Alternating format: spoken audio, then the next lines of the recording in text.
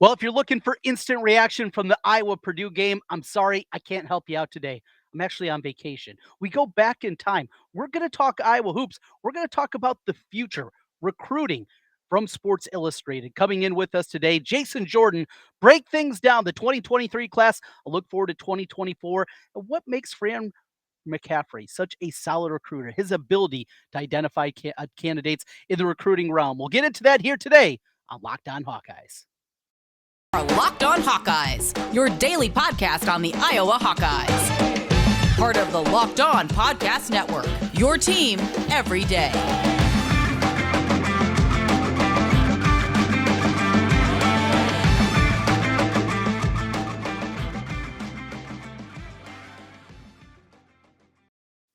Welcome in once again to the Locked On Hawkeyes podcast. I'm Trent Condon. Thanks for hopping on with us here today, and thanks for making Locked On Hawkeyes your first listen each and every day. We're available wherever you get podcasts. You can also find us on YouTube. While you're there, hit that subscribe button. Helps us get in front of more Hawkeye fans. This episode is brought to you by FanDuel Sportsbook, official sportsbook of Locked On. Make every moment more. Visit FanDuel.com/LockedOn today to get started. Well, we got the Super Bowl coming up in just a couple of days. Iowa, fresh off the game against Purdue. If you missed it at the top, no, not an instant reaction here today. I'm in Mexico. As you are listening and watching me right now, I'm in Mexico. So instead, a little bonus episode here for you. We are going to talk about this Iowa basketball team, what they have in front of them, looking towards the future. Now, this season, it's been fun, up and down, certainly throughout the course of the year. The highs that we've seen, the lows that have been there, the lowest of lows, the loss to Eastern Illinois, the 0-3 start in the Big Ten, and then battling their way back and what they've been able to do over the course of this season. But it's a veteran squad. You know, you look at this team and what Iowa has now going forward, you look at them and it's going to be difficult for Iowa to sustain at this kind of level.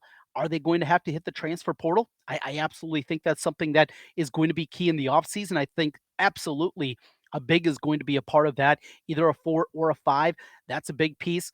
A Gundelay has not developed at the way that we hope for. Yes, he's given some good minutes in the past, but he's certainly not a guy that you can count on that's going to be able to go out there and give you 6, 8, 10 minutes a game. It's just not realistic that you're able to do that. So you have that part of it. And then you couple it with Riley Mulvey. Now, is there still a chance? You know, we've seen those little glimpses out of him this year that it gets you a little excited, right? You say maybe it's going to turn on.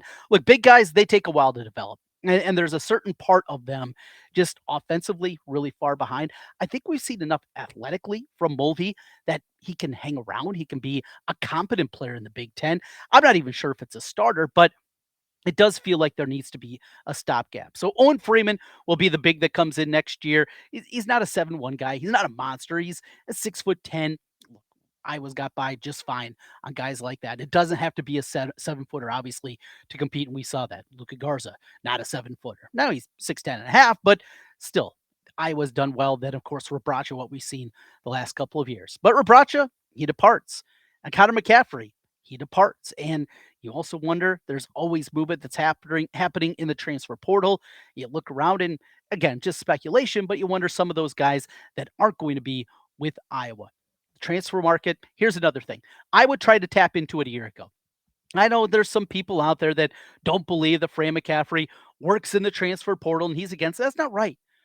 He is a guy that also believes in fit.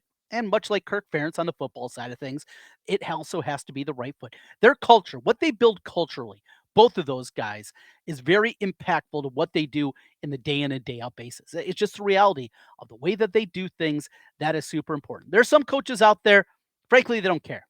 Just bring in the most talent, we'll figure it out. And some coaches can do that and do a good job. There's others that try to do that, and it can be a disaster. Well, Fran McCaffery, he does not want that. It is about finding the right fit. A year ago, they went out there and Fardaz Amak, he was one of the top players in the transfer portal.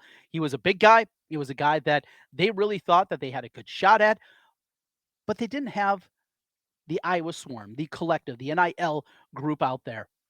They were, though, up and running at that point. They weren't at the same level that they are here today. And we've heard about the investment that they have continued to make. We know a lot of that investment is going in to the basketball program, and we've seen what's happened here in the football program, what they've been able to do in this offseason, going out there, obviously from the get-go, getting Cade McNamara right away. I mean, that's a huge, huge coup. The Iowa Swarm got one of the top transfer quarterbacks to transfer to Iowa with that crappy offense. And Fran McCaffery has a ton to sell. Look, this Iowa team, if they make the tournament again this year, that'll be 8 of 10 years making the NCAA tournament. Yes, we can complain about success in the NCAA tournament, only 4 wins, not getting to the second weekend. I get that. That's aside. We move past that, right? That is something that I think, frankly, is a different type of conversation. It's a conversation that moves to the side for what we're talking about here today. But you lose that off of this year's team. These team next year, all right, Eulis comes back, Perkins comes back, the backcourt is there. Do the bench guys, do you see Aaron Eulis if he's looking maybe for even a bigger role? What does it mean for Desante Bowen? Sandfort, he's going to be here. His brother comes in next year. We'll talk more coming up here a little bit with that with Jason as he's going to explain the thought process with these guys and kind of the prospects, and we'll get into that here throughout the show today. But it's going to be different. I think the transfer portal is going to be a really big piece of what Iowa is going to do and what they're going to be for next year's team. But after making the tournament 8 of the last 10 years, if they follow through and finish this up, the success that they've had, the upper division and upper half of the Big Ten finishes, seemingly on a yearly basis, and on top of it, what he has done with these unheralded guys, from Luka Garza, identified him early.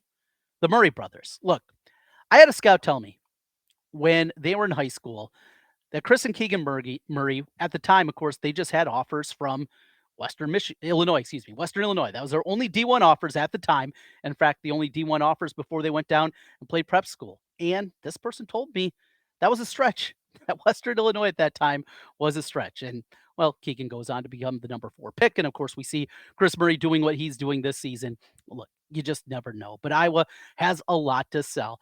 Well, we are talking a lot of basketball here on the Locked On Hawkeyes podcast, and happy to be joined right now by Jason Jordan as he stops in with us. Jason, thanks for hopping on Locked On Hawkeyes as we go around this Iowa Hawkeye squad and take a look towards the future here today. How you doing? Oh, doing well, man. Glad to be here. Well, we look at this year and we look at this program and kind of what they are. This is not a program that goes out there and competes for the McDonald's All-Americans. That's not what Fran McCaffery does. It is going out there and finding the diamonds in the rough. And I was just talking right before you hopped on here, Jason, about Luka Garza. He was a top 100 kid, top 75, had some pretty decent offers, but that was somebody that Fran McCaffery identified right away. And people looked at him in high school and said, boy, he can't move real well. I don't know how that's going to work in the Big Ten. He goes on to be National Player of the Year.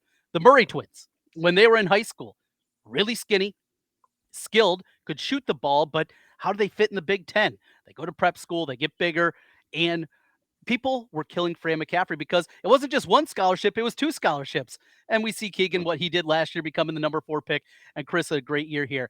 What do you think about Iowa basketball and the way that Fran McCaffery identifies? And what is he looking for? And what do you see on that circuit where he's not going for top 20 players year in and year out? He'd love to have one, obviously, Right. but what he does that's different from many of his Big Ten brethren. Well, I mean, that's his brand, getting in there and developing. And, that's a credit to him because then, when you can say that is your brand, then you can go to a top 20 kid and say, hey, man, look what I did with this diamond in the rough. Imagine what I could do for you. Maybe you were going to be an NBA player, yes, but maybe I can develop you into an NBA All-Star, multiple NBA All-Stars. So that is definitely the sell and the pitch. I've heard from guys that go for the 3.5 star to 4-star tiers. And then they jump out there for a 5-star, maybe once in a cycle. And that is definitely the pitch that they tend to use. But yeah, I mean, Fran McCaffery has, he's got results that he can point to tangibly. And that certainly helps in that regard. Also, we're seeing more and more guys from this Iowa team over the last 5-6 years make the league. We've seen Wieskamp bounce around, Tyler Cook, guys like that. Now, nobody's going to become a star, and maybe that's what Keegan Murray will ultimately become. But at this point, still just getting that volume, getting 5, 6, 7 guys in the league. Yeah. How important is that when you're out there recruiting? Because I know everybody wants to play in the league. How big of a selling point is that to point to a half dozen guys that are now there? Oh, it's huge. It's huge because the reality is most, and I do mean by far most, coaches cannot say that. Mhm. So yeah, that you're gonna lead and end Zoom calls, conversations, meetings in the office with that fact, because that is something that's the trump card of all trump cards. That by and large, most people can't say that they have multiple NBA players, and you're just the net. You could be the next one. I think you really could be the next one, and um, then they have the guys call you and talk about how much they were developed. And yes, all this matters, especially to the tier player that they tend to focus on. Well, Jason, I want to jump in here and look at the 2023 class. We haven't talked a ton about this class, even going back to signing day. It was football season. It's hard that November signing period to get Yeah. real deep, and we had a crazy football season here in the state of Iowa, and it still continues here today, even Yeah. in the off season. But to the basketball and Hawkeye fans, we love our Iowa basketball. It's something that Yeah. I grew up on. It was such a big deal in the 80s and the 90s, and though it's not at the level it once was, people still love their Hawkeyes. And you look Yeah. towards the future. Now, probably the easiest one, and I think the one most people have the best handle on, at least where I'm from. I live here in central Iowa and live in West Des Moines, called a bunch of Pryce Sandfort's games. We see his older Yeah. brother obviously playing for the Hawkeyes. So Yeah. he is a different type of player. Tell us Mhm. a little bit how he is different, what you see that is different. Peyton, great shooter, and Pryce can fill it up too, but what maybe Yeah. makes him different than his older brother?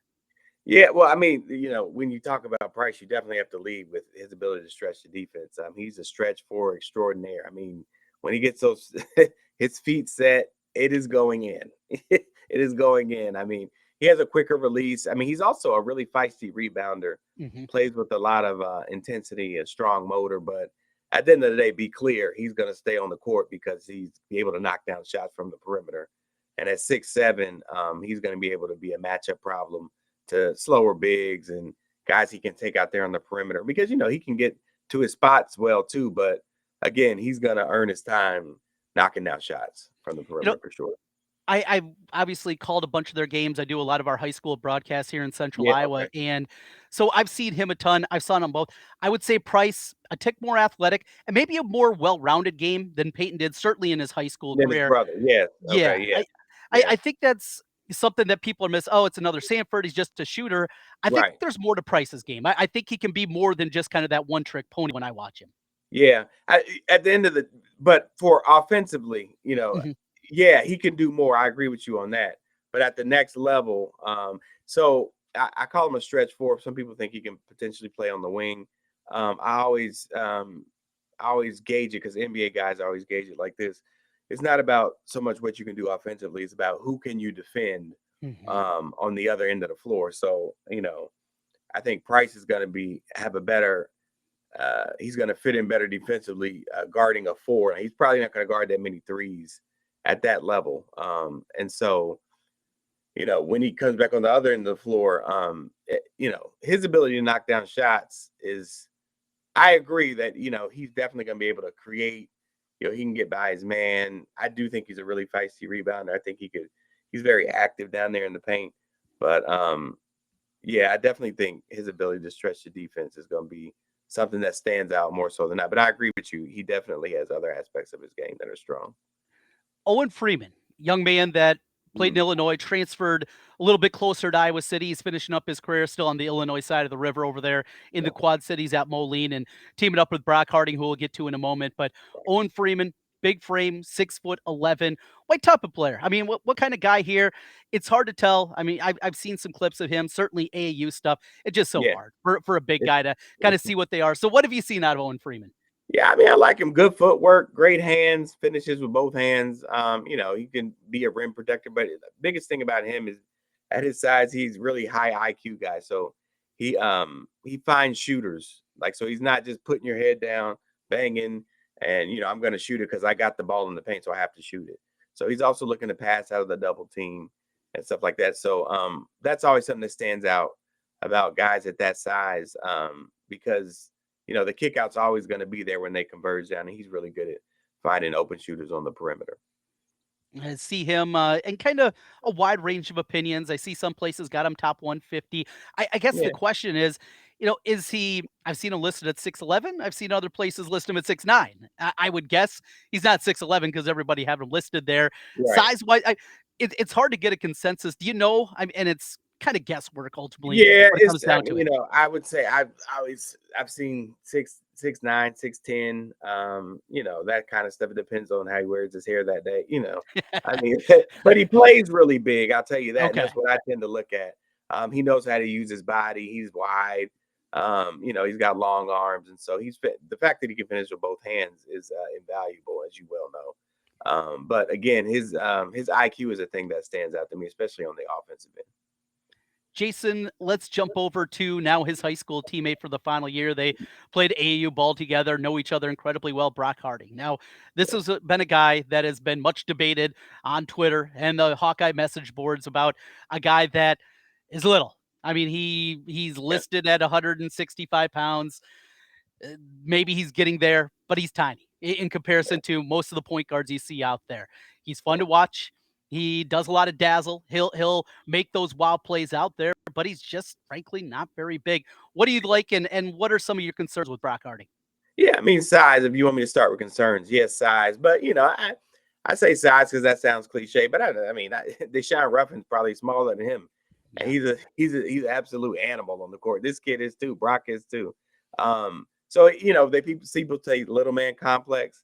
So he plays with more energy. But he's crafty, gets to his spots well. He's another high IQ guy, and a creative scorer, crafty, scores at all three levels. And again, my thing is, yes, he's small, but does he get to his spots? The answer is yes. So a guy that can do that against, especially in the spring and summer, because you can do it against your high school. Can you do that in the spring and the summer is what I tend to look at. And he tends to get to his spots. So eventually, he's not a guy who's you're going to worry about losing early. So, I think he'll probably be like one of those fan favorites Yeah. because he's the guy that's going to run through 3 brick walls for Fran. And so he's going to bring the energy. And that kind of guy is the guy who's really going to be invaluable, especially in March. The thing that I love too about his story, grew up wrong side of the river over on the Illinois side of things over Mhm, there. His family, Illinois fans. I think both of his parents went to Illinois. His brother mhm. played baseball over there, and the Illinois offer didn't come, never Yeah, was coming. And I think Underwood was very truthful with him, like that you're just not the kind of guy we're looking for. You saw that rivalry game on Saturday, Iowa, Illinois. I mean, that is a heated yeah, basketball rivalry. yeah, And now you get this component. You get this guy that grew up wanting to be an Illini and never got that offer. And he's going to have a little extra something every time that game comes around. I think that's going to yeah. add an extra layer to that rivalry. Absolutely. I mean, as feisty as he is, I could only imagine he's probably been banging his head into the locker room before the game. So yeah, I could definitely see him being that guy. The guy is really going to spoil that game probably for Illinois. But I'll definitely be watching for that. No Now that you doubt. give me that background. Yes, it's a good one. Jason, Yeah. one final guy in this recruiting class. We're talking with Jason Jordan here from SI, taking a look at Iowa basketball and looking towards the future. And the guys that we talked about, their driving distance. We've seen them, high school people. A lot of people go to their games. Like we get those reports. That is not the case right now with Dembele. Comes in prep school out east. It's a guy that Iowa got in on pretty late, and all of a sudden he was getting a few offers late in the game. But I know there were some people that thought maybe he was going to wait till spring to make his commitment and sign in the spring. He was a guy a lot of people thought maybe could blow up here through the course of this season, but he's kind of the great unknown. So fill us in what we know Yeah. about him. I really like him. He played well with the Wrens this past summer on the EYBL, which I don't know, just the Nike EYBL is by far and away the deepest, most talented league in the spring and summer. So if you're there and you're productive, that tends to weigh heavier, especially in rankings and things like that. But he's definitely a guy who's 6'8", can stretch the floor, definitely knocks down perimeter shots pretty efficiently, but he's very physical as well. Very athletic guy, scores well in the low post, knows how to shield his body, creates distance between he and his defenders when he gets him on his hip. But, that inside-outside combo offensively is what makes him most dangerous. And he's also a high IQ guy who passes well out of the double team. And he's always aware of matchups that he can exploit. And he tends to do well when he's got a matchup that he can exploit. He's either going to get fouled or go to the free throw line, or he's going to score. So, yeah, he's a guy I really liked. I liked him all summer. I thought he was a workhorse. I Mhm. like a guy who has a big motor. But it's not just that. He's a skill guy as well. thinks he's going to fit in pretty well here to what Iowa Yeah. does and kind of the style, the up and down pace that they play at, add some athleticism on the wing, something that always Iowa can use. I'm excited about him and kind of a different kind of player than some of the ones we've seen out of the wing Mhm. here over the last few seasons with McCaffery. Then we fast forward to 2024 and Cooper Koch. So I'm old and JR was in school the same time I was. So JR was a guy that I think surprised a lot of people. He came in incredibly skinny to Iowa City, ended up being an NBA draft pick, and now here's his son getting ready to play for the Hawkeyes. It makes me feel incredibly old. He is a guy that can fill it up from the outside, and he's got size. I mean, speaking of kind of a custom-made Iowa player, we love our former Hawkeyes and now their sons after what Kenyon did the last couple of seasons with Keegan and Chris Murray and what they've been able to do. Cooper Koch, top 100 player for some people and some of the services out there. What have you seen from him? Yeah, I mean, it's I'm with you. Like in 24, it's wild how these guys are just so skilled. I mean, 24 isn't even young anymore. I mean, the juniors are pretty much seniors, especially in the on the recruiting trail. But 6'8", he's also like a 6'8", 6'7", 6'8" guy. Stretch four, knocks down shots. The thing I like about him the most is how patient he is offensively. I've seen guys try to like more, longer athletes try and speed him up. But he plays at his own pace and he tends to make the right read at all times, whether it's calling his own number or creating for his teammates. So he's definitely a guy that, thinks the game a couple plays ahead. And you can tell he's got a basketball background, Yeah.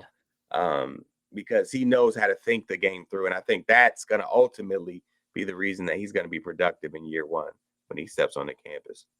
Cooper, I don't think is a guy that's going to wow you athletically. I saw him a couple No. of summers ago out in Vegas, and he's just so fundamentally sound. Hits the Yeah. corner three, and he just knows how to play the game. And that was, going into his sophomore year of high school, Yeah. and you could just see he had that intelligence. And yeah, he's not going to beat you off the bounce a bunch. There's going to be guys that are going to get in front of him, and he'll still find an angle and still be able to find a way to get it done. He's another one that season's kind of custom made for Fran McCaffery and his style.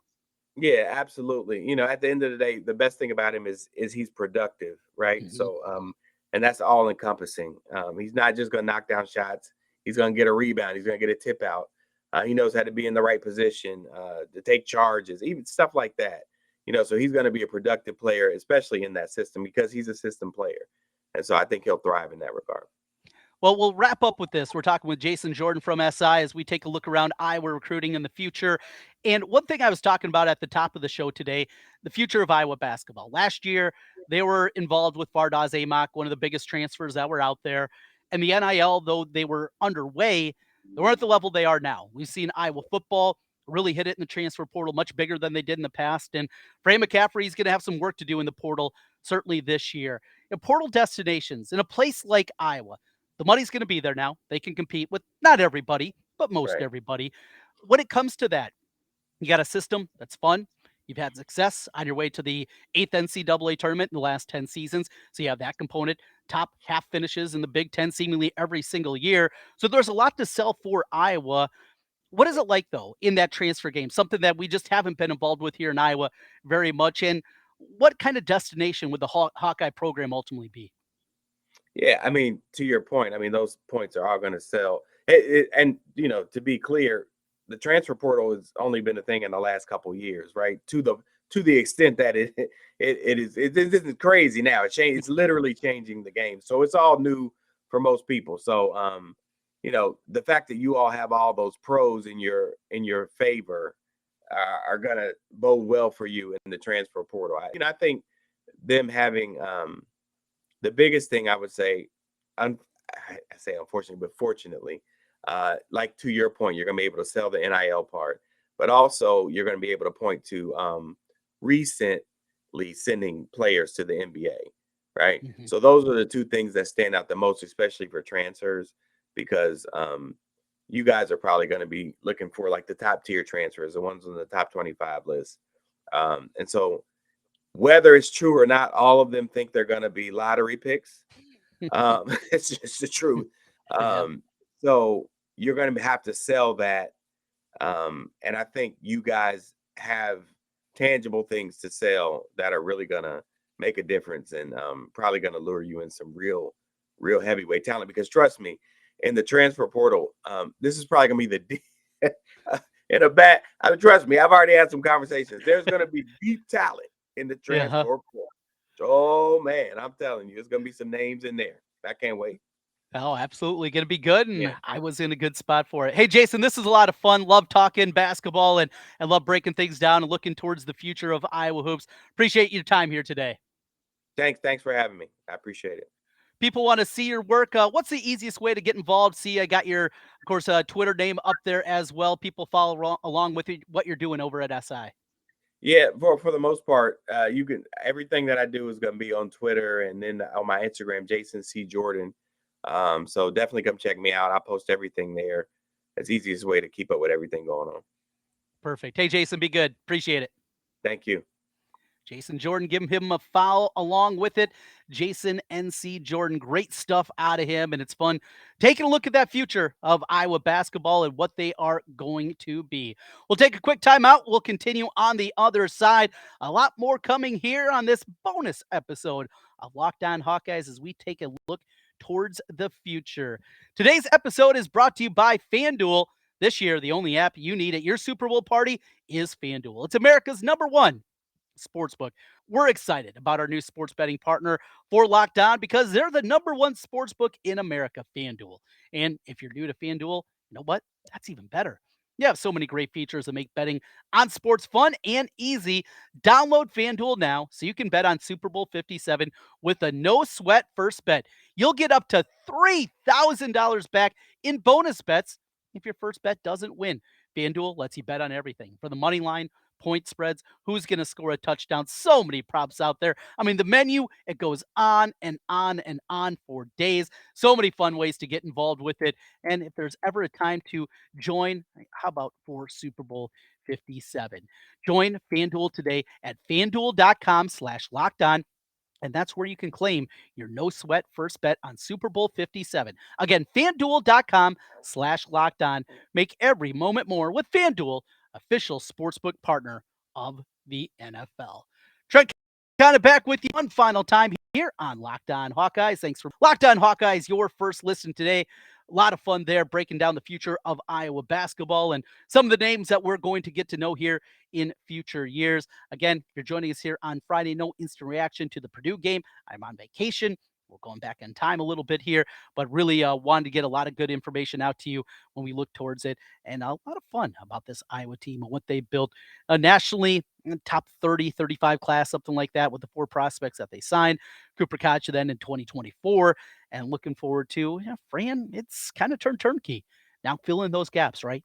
And get those right guys in there. Well, we talked in this busy week a ton. We, of course, had the situation with Brian Ferentz. What craziness that was. We had the women's basketball game with Indiana. We had the men's game against Purdue. We look forward to the weekend and what's still to come. Just so much going on. So happy to be able to be with you each and every day here on Locked On Hawkeyes, bringing it to you and breaking things down as it happens. Had LaShawn earlier in the week, LaShawn Daniels, former Hawkeye running back, who joins us here on Locked On Hawkeyes. You can go back. A lot of great football conversation with LaShawn. My buddy Biz stopped in. It's been a while since Biz has hopped on with us. Talked a lot and brought some positivity to things, which is needed from time to time and always fun there. Go back in the archives. You can find all of that on the Locked On Hawkeyes feed. Make sure you hit that subscribe button. Helps us get in front of more Hawkeye fans. Very important. Get that subscribe button. Get those numbers up. Our goal, let's get to 2,000. 2,000 members by the time we get to March Madness. I know we can do it. Hawkeye fans, you guys are the best. We can definitely. Takes not even 30 seconds. It's 2 seconds. Click subscribe. That's all you got to do. Make sure you check out our brand new podcast as well. It's Locked On College Basketball. And the time is now to get ready and get yourself ready for the big dance, for March Madness. You want to know about not just the Big Ten, not just the Hawkeyes. You want to know about everything. Locked On College Basketball. It's everything that you want to know about college hoops in one spot. Hear from the big names in the sport. Our experts, insiders, coaches, players, they have it all. Locked On College Basketball, available on YouTube and wherever you get podcasts. I'll be back with you next week. Looking forward to, well, I still got a couple more days of vacation. I'll be getting back late on Monday night. we will have a reaction to the weekend that was. So much going on in the world of Hawkeyes today. A look towards the future here on Locked On Hawkeyes. Have a great weekend. We'll talk to you again next week.